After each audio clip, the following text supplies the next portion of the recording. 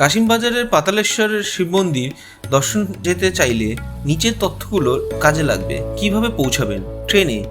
নিকটতম railway station হলো Kasimbazar railway station. Station থেকে টোটো, অটো বা রিকশায় কয়েক মিনিটের মধ্যেই মন্দিরে পৌঁছানো যায়। বহরমপুর শহর থেকে কাশিমবাজারের দূরত্ব প্রায় 4 থেকে 5 কিলোমিটার। টোটো, অটো বা রিজার্ভ গাড়িতে সহজেই মন্দিরে যাওয়া যায়। মন্দিরটি কাশিমবাজারের রানীনগরে ভাটপাড়া এলাকায় অবস্থিত।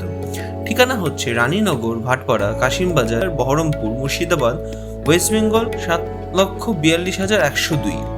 দর্শনের সময় হলো সকাল 6টা থেকে 1টা এবং বিকেল 3:30 থেকে 8টা পর্যন্ত।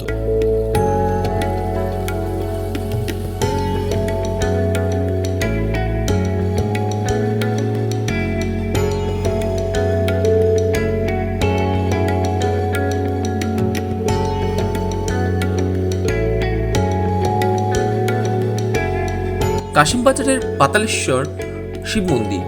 পাতালেশ্বর বাবা মুর্শিদাবাদ জেলায় কাশিমবাজারে অবস্থিত একটি প্রাচীন ও ঐতিহাসিক শিব মন্দির। এটি কাটিগঙ্গার দক্ষিণ তীরে অবস্থিত এবং স্থানীয় মানুষের কাছে অত্যন্ত পবিত্র তীর্থস্থান হিসাবে পরিচিত। মন্দিরটির বয়স প্রায় 300 বছরেরও বেশি বলে মনে করা হয়।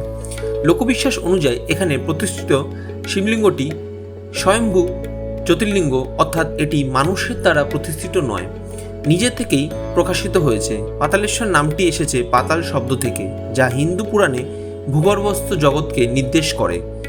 এক সময় মন্দিরের চারিপাশের অঞ্চল বেশকাশী নামে পরিচিত ছিল, কারণ এখানে প্রায় 108টি শিব মন্দির ছিল বলে জানা যায়।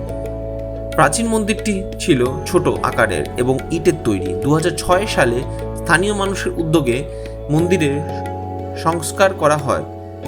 পরে মার্বেল ও টাইলসের কাজের মাধ্যমে বর্তমান বৃহৎ রূপ লাভ করে। মন্দিরের নিকটেই রয়েছে সতীদাহ ঘাট, যেখানে 1800 শতকে সতীদাহ প্রথার ঐতিহাসিক ঘটনার উল্লেখ পাওয়া যায়। কাশিমবাজারের একসময় বাংলার গুরুত্বপূর্ণ বাণিজ্য কেন্দ্র ছিল। ইংরেজ, ডাচ, ফরাসি ও আর্মেনীয় বণিকদের কারখানা ও বন্দর এই অঞ্চলে ছিল।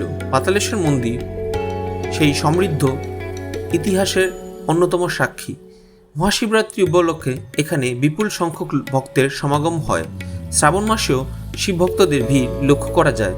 সংক্ষেপে, কাশিমবাজারের পাতালেশ্বর শিব মন্দির শুধু একটি ধর্মীয় স্থান নয়, এটি মুর্শিদাবাদের ঐতিহ্য, ইতিহাস এবং শৈব সংস্কৃতির একটি গুরুত্বপূর্ণ নিদর্শন।